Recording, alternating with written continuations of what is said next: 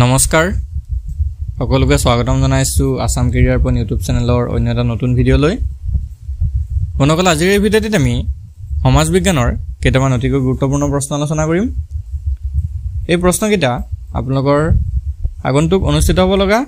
Grade 3 বা grade 4 পৰীক্ষাৰ বাবে অতিকৈ সহায়ক হ'ব পাৰে আৰু যেহেতু আপোনালোকৰ পৰীক্ষাৰ এতিয়া বেছিকৈ সময় নাই এক মাহতকৈ কম সময় আছে তো এতিয়াৰ পৰা আপোনালোকে ভালদৰে প্ৰস্তুতি চলাবলৈ লাগি যাওক বলক দেৰি নকৰাকৈ প্ৰশ্নসমূহ আলোচনা কৰো প্ৰথম প্ৰশ্নটো কি দিছে চাওক as per the census 2011 which of the following recorded second and first rank population growth during 2001 to 2011 তো ভালদৰে চাওক কি কৈছে 2011 চনৰ লোকপিয়ল অনুসৰি 2001 ৰ পৰা 2011 চনৰ ভিতৰত তলৰ কোনটোৱে দ্বিতীয় আৰু প্ৰথম স্থানৰ জনসংখ্যা বৃদ্ধিৰ ৰেকৰ্ড গঢ়িছে ভালকৈ আপোনালোকে প্ৰশ্নটো মনোযোগেৰে পঢ়িলক কি কৈছে যে 2011 চনৰ লোকপিয়ল যি হৈছিল সেই লোকপিয়ল মতে 2001 ৰ পৰা 2001 ৰ পৰা 2011 লৈকে কোন দুখন ষ্টেটে কোন দুখন ৰাজ্যত প্ৰথম স্থানত আৰু দ্বিতীয় স্থানত সৰ্বোচ্চ জনসংখ্যা বাঢ়িছে তো সেই ৰাজ্য দুখন কোন দুখন হ'ব বনকল অপচনসমূহ দিয়া আছিল চাওক ভালদৰে প্ৰদেশ 1 নম্বৰ দিয়া আছিল অৰুণাচল প্ৰদেশ 2 নম্বৰ মেঘালয় 3 নম্বৰ মিজোৰাম আৰু 4 নম্বৰ জম্মু কাশ্মীৰ এটা তলত কি দিছে চাওক choose da correct answer from da option given বিলো তলত দিয়া বিকল্পসমূহৰ পৰা সঠিক উত্তৰটো আমি বাছি উলিয়াব লাগিব কি দিয়া আছে বিকল্পসমূহ চাই লওক কেৱল 1 আৰু 2 অপচন বি দিয়া আছে কেৱল 2 আৰু 3 অপচন সি দিয়া আছে 3 আৰু 4 আৰু অপচন ডি দিয়া আছে এটাও নহয় তো আমি যদি এটো ভালদৰে চাও তেতিয়া অপচন এ টু শুদ্ধ উত্তৰ হ'ব অপচন এ টু শুদ্ধ উত্তৰ হৈ যাব তো কি আছে অপচন এ চাওক অপচন 1 নম্বৰটো হৈছে অৰুণাচল প্ৰদেশ 1 নম্বৰটো হৈছে অৰুণাচল প্ৰদেশ আৰু 2 নম্বৰটো হৈছে মেঘালয় তো কি কৈছিলে অৰুণাচল প্ৰদেশ আৰু মেঘালয়ত 2011 চনৰ লোকপিয়ল মতে কি হৈছিল 2001 ৰ পৰা 2011 চনৰ ভিতৰত সৰ্বোচ্চ কি হৈছিল জনসংখ্যাৰ বৃদ্ধিৰ ৰেকৰ্ড গঢ়িছিল তো মেঘালয়ত 27.80% বৃদ্ধি হৈছিল মনত ৰাখি দিব মেঘালয়ত 27.80% বৃদ্ধি হৈছিল আৰু অৰুণাচল প্ৰদেশত 25.90% বৃদ্ধি হৈছিল 25.90% বৃদ্ধি হৈছিল জনসংখ্যা তো এনে ধৰণৰ প্ৰশ্নসমূহ আপোনালোকৰ পৰীক্ষাত অহাৰ সম্ভাৱনা খুবেই বেছি তো এই কাৰণে আপোনালোকে ভালদৰে মনত ৰাখি যাব নেক্সট কোৱেশ্চনটো চাওক কি দিছে India accounts for how much of total world surface area বিশ্বৰ মুঠ পৃষ্ঠভাগৰ কিমানখিনি ভাৰতত হাতত আছে অৰ্থাৎ কিমানখিনি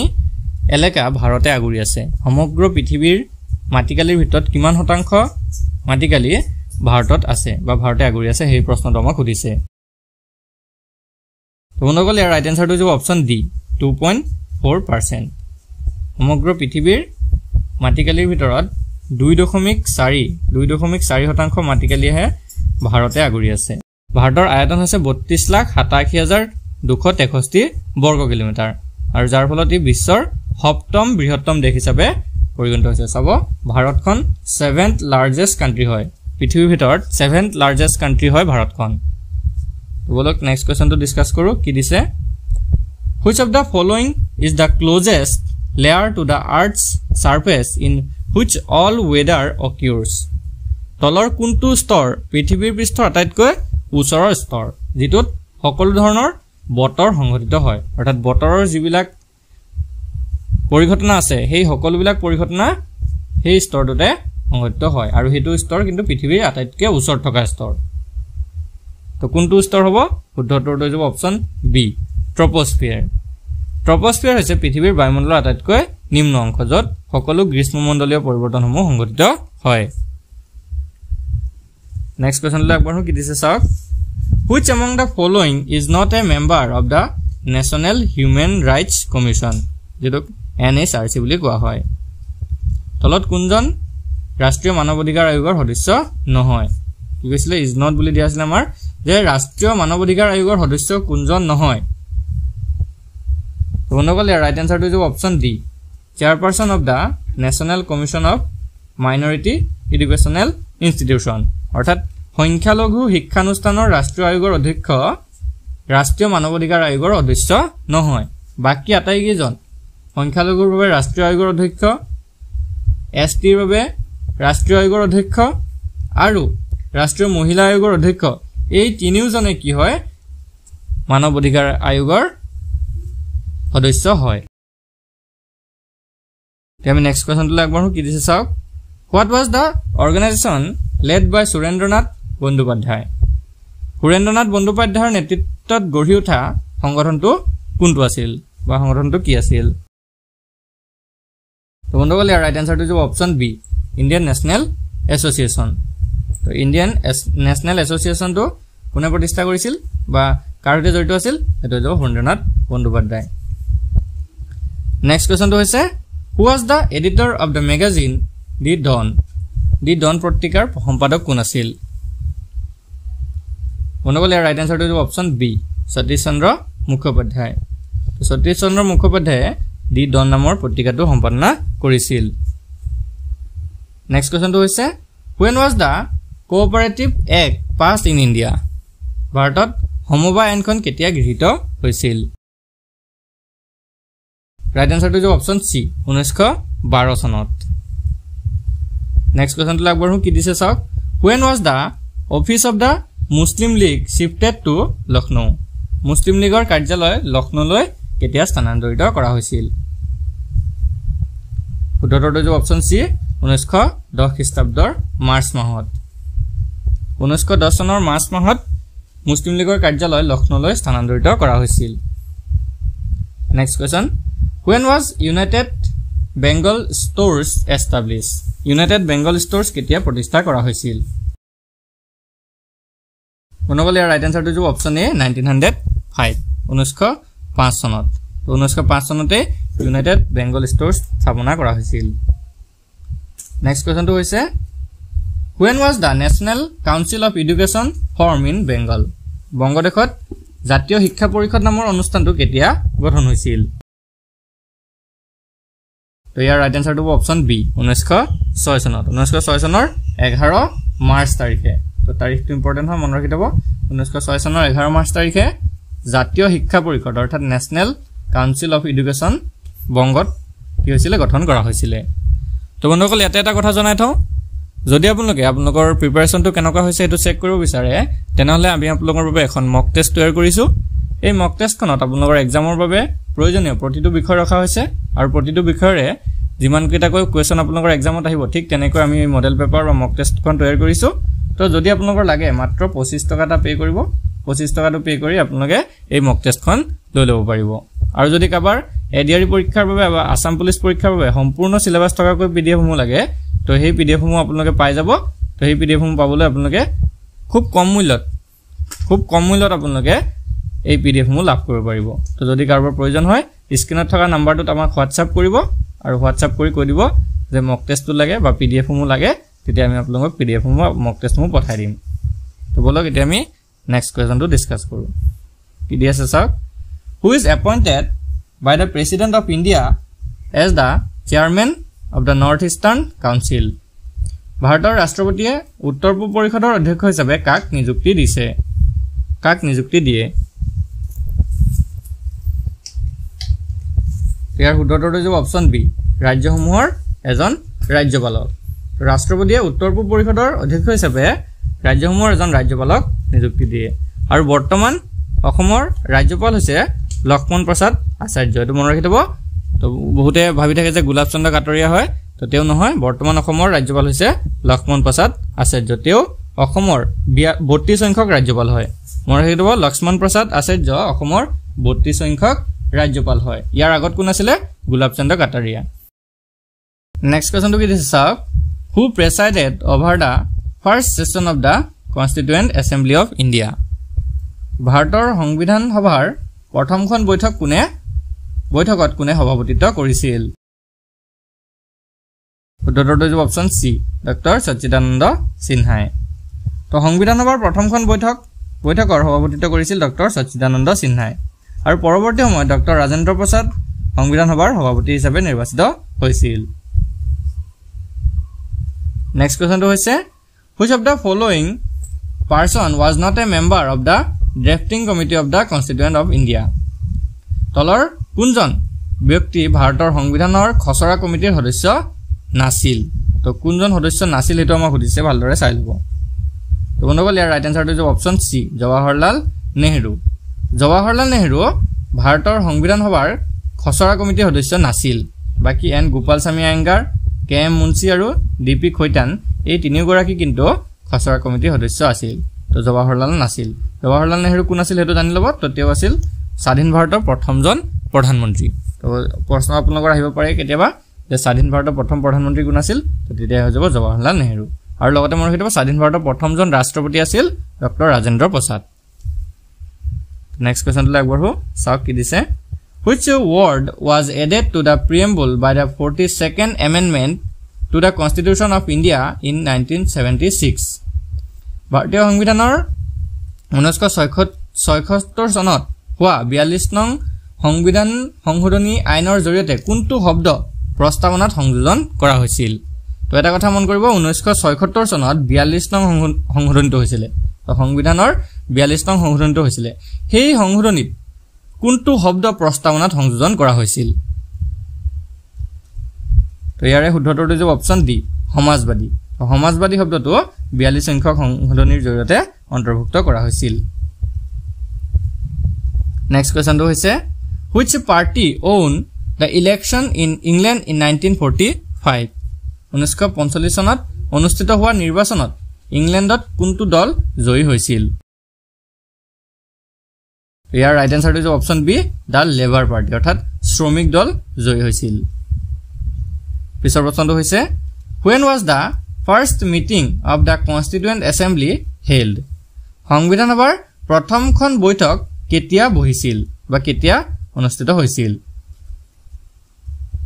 ৰাইট আনসাৰটো হৈছে অপচন সি 1946 চনৰ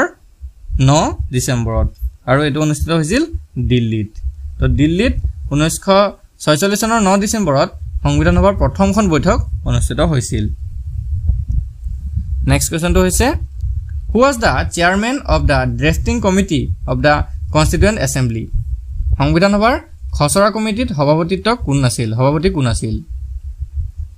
তো এটা খুবই গুৰুত্বপূৰ্ণ প্ৰশ্ন হয় ইয়াৰ শুদ্ধটো হ'ব option C doctor B R Ambedkar তো ডক্টৰ বি আৰ আম্বেদকাৰ বা ডক্টৰ ভীমৰাও আম্বেদকাৰ সংবিধান সভাৰ খচৰা কমিটিৰ সভাপতি আছিল next question when did the British government send a cabinet mission to India তো ব্ৰিটিছ চৰকাৰে কেবিনেট মিছনক ভাৰতবৰ্ষলৈ কেতিয়া প্ৰেৰণ কৰিছিল বা কেতিয়া পঠাইছিল ইয়াৰ শুদ্ধটো অপচন বি 1946 চনৰ মাৰ্চ মাহত নেক্সট কোৱেশ্চনটো হৈছে who is elected as the permanent president of the constituent assembly অৰ্থাৎ সংবিধান সভাৰ স্থায়ী সভাপতি হিচাপে কাক নিৰ্বাচিত কৰা হৈছে তো সংবিধান সভাৰ স্থায়ী সভাপতি হিচাপে কাক নিৰ্বাচিত কৰা হৈছিল আমাক সুধিছে ইয়াৰ ৰাইট আনসাৰটো হ'ব option B doctor Rajendra Prasad আৰু ডক্টৰ ৰাজেন্দ্ৰ প্ৰসাদ আছিল স্বাধীন ভাৰতৰ প্ৰথমগৰাকী ৰাষ্ট্ৰপতি নেক্সট কোৱেশ্চনটো হৈছে how many meeting were held to prepare the constitution of India তো ভাৰতবৰ্ষৰ সংবিধান প্ৰস্তুত কৰাৰ বাবে কিমানখন বৈঠক বহিছিল শুদ্ধটো অপচন সি 11খন ভাৰতৰ সংবিধানৰ প্ৰস্তুত কৰিবৰ কাৰণে 11খন বৈঠক বহিছিল নেক্সট কোৱেশ্চনটো হৈছে State Bank of India is basically a তো ভাৰতীয় ষ্টেট বেংকটো মূলত এটা কি বেংক হয় কেন্দ্ৰীয় বেংক নে বাণিজ্যিক বেংক নে সমবায় বেংক নে কৃষি উন্নয়ন বেংক বন্ধুসকল ইয়াৰ ৰাইট আনসাৰটো হৈছে অপচন ডি কৃষি উন্নয়ন বেংক তো ষ্টেট বেংকটো বেসিক্যালি কি হয় এটা কৃষি উন্নয়ন বেংক হয় next question the central bank of India is a তো ভাৰতবৰ্ষৰ কেন্দ্ৰীয় বেংকটো কি হয় কেন্দ্ৰীয় বেংকটো কোনটো হয় ৰাষ্ট্ৰীয় ভাৰতীয় ষ্টেট বেংক নে ৰিজাৰ্ভ বেংক নে ভাৰতীয় ইউনিয়ন বেংক নে ভাৰতীয় ইউনাইটেড বেংক তো বন্ধুসকল ইয়াৰ ৰাইট আনসাৰটো হৈছে অপচন বি ভাৰতীয় ৰিজাৰ্ভ বেংক যেটো আমি আৰবিআই বুলি কওঁ ৰিজাৰ্ভ বেংক অফ ইণ্ডিয়া তো এইটোৱে হৈছে ভাৰতৰ কেন্দ্ৰীয় বেংক আৰু এই কেন্দ্ৰীয় বেংকটো প্ৰতিষ্ঠা হৈছিল 1935ত মনত ৰাখিব 1935 চনত ৰিজাৰ্ভ বেংক প্ৰতিষ্ঠা কৰা হৈছিল 1935 চনৰ তাৰিখটো আছিল 1 এপ্ৰিল তো 1935 চনৰ 1 এপ্ৰিল তাৰিখে আৰবিআই অৰ্থাৎ ৰিজাৰ্ভ বেংক অফ ইণ্ডিয়া স্থাপন কৰা হৈছিল নেক্সট কোৱেশ্চনটো হৈছে among the following types of currency the unregulated currency is তলত উল্লেখ কৰা মুদ্ৰাৰ প্ৰকাৰৰ ভিতৰত অবিহিত মুদ্ৰাটো কোনটো ইয়াৰ শুদ্ধটো হ'ব অপচন বি ধনাদেশ মুদ্ৰা ধনাদেশ মুদ্ৰাটোক অবিহিত মুদ্ৰা বুলিও কোৱা হয় next question in which year were the Rural Bank of Assam renamed as Assam Rural Development Bank তো কোন বছৰত অসমৰ গাঁৱলীয়া বেংকসমূহক অসম গ্ৰামীণ বিকাশ বেংক নামেৰে নামকৰণ কৰা হৈছিল ইয়াৰ শুদ্ধটো হ'ব অপচন বি 2006 চনৰ 12 জানুৱাৰীত মনত ৰাখিব 2006 চনৰ 12 জানুৱাৰীত গাঁৱলীয়া বেংকসমূহক অসম গ্ৰামীণ বিকাশ বেংক নামেৰে পুনৰ নামকৰণ কৰা হৈছিল Next question. Which of the following banks was first established in India in 1770? অৰ্থাৎ 1770 চনত তো 1770 চনত ভাৰতত প্ৰথমে তলত দিয়া কোনটো বেংক স্থাপন কৰা হৈছিল মোস্ট ইম্পৰ্টেন্ট কোৱেশ্চন হয় তো ইয়াৰ শুদ্ধটো হ'ব option B bank of Hindustan এই বেংক অফ হিন্দুস্তান তো ভাৰতৰ প্ৰথমটো বেংক আছিল আৰু এটো 1770 চনতে স্থাপন কৰা হৈছিল next question Which of the following bank is the oldest central bank in the world? তলৰ কোনটো বেংক পৃথিৱীৰ সবাতোকৈ পুৰণি কেন্দ্ৰীয় বেংক তো চাক পৃথিৱীৰ সবাতোকৈ পুৰণি যদি হুদে তেতিয়া কোনটো হ'ব তো ইয়াৰে শুদ্ধটো হ'ব option B Riksbank of Sweden তো পৃথিৱীৰ সবাতোকৈ পুৰণি কেন্দ্ৰীয় বেংকটো হৈছে Riksbank of Sweden next কোৱেশ্চনটো হৈছে Which bank is given the exclusive right to print paper currency কাগজী মুদ্ৰা ছপা কৰাৰ একচেটিয়া অধিকাৰ কোনটো বেংকক দিয়া হৈছে মনগল ইয়াৰ ৰাইট আনসাৰটো হ'ব অপচন সি কেন্দ্ৰীয় বেংকক তো কাগজী মুদ্ৰা ছপা কৰাৰ একচেটিয়া অধিকাৰ কেৱল কেন্দ্ৰীয় বেংককহে দিয়া হৈছে অৰ্থাৎ ভাৰতৰ ক্ষেত্ৰত ৰিজাৰ্ভ বেংক অফ ইণ্ডিয়া আমি যে আৰবিআই পাইছিলো ৰিজাৰ্ভ বেংকেহে কেৱল কাগজী মুদ্ৰা ছপা কৰাৰ অধিকাৰ আছে অকল ৰিজাৰ্ভ বেংকতে কি হয় কাগজী মুদ্ৰা ছপা কৰিব পাৰে বাকি কোনো বেংকতে কাগজী মুদ্ৰা ছপা কৰাৰ অধিকাৰ নাই নেক্সট কোৱেশ্চনটো হৈছে when was নীতি কমিশন ফৰ্ম নীতি আয়োগ কেতিয়া গঠন কৰা হৈছিল তো বন্ধুসকল ইয়াৰ ৰাইট আনসাৰটো হ'ব অপচন ডি 2015 চনত নীতি আয়োগ গঠন কৰা হৈছিল আৰু 2015 চনৰ তাৰিখটো আছিল 1 জানুৱাৰী 2015 চনৰ 1 জানুৱাৰী তাৰিখে নীতি আয়োগ গঠন কৰা হৈছিল next question the period covered by financial year in India is ভাৰতবৰ্ষত এটা বিত্তীয় বৰ্ষই সামৰি লোৱা কালছোৱা কিমান তো ইয়াৰ ৰাইট আনসাৰটো হ'ব অপচন ডি 1 এপ্ৰিলৰ পৰা 31 মাৰ্চলৈকে তো 1 এপ্ৰিলৰ পৰা 31 মাৰ্চলৈকে এটা ভাৰতত এটা বিত্তীয় বৰ্ষ সামৰি লয় আজি ভিডিঅ'ৰ শেষৰ প্ৰশ্নটো হৈছে when was the North East Development Finance Corporation established উত্তৰ পূব উন্নয়ন বিত্ত নিগম কেতিয়া স্থাপন কৰা হৈছিল শুদ্ধটো হ'ব অপচন এ 1996 চনত তো 1996 চনত উত্তৰ পূব বিত্ত নিগম স্থাপন কৰা হৈছিল বন্ধুসকল আজি ভিডিঅ'টো যদি আপোনালোকৰ বাবে ইনফৰমেটিভ হয় ভিডিঅ'টো এটা লাইক কৰি দিব আৰু বন্ধু-বান্ধৱৰ সৈতে শ্বেয়াৰ কৰি দিব যাতে তেওঁলোকেও এই ভিডিঅ'টোৰ পৰা উপকৃত হ'ব পাৰে আৰু যেহেতু আপোনালোকৰ এক্সামৰ বাবে খুব কম সময় আছে সেয়ে আপোনালোকে যিমান পাৰে এতিয়াৰ পৰা ভালদৰে কিন্তু প্ৰেক্টিছ কৰিবলৈ লাগি যাওক ধন্যবাদ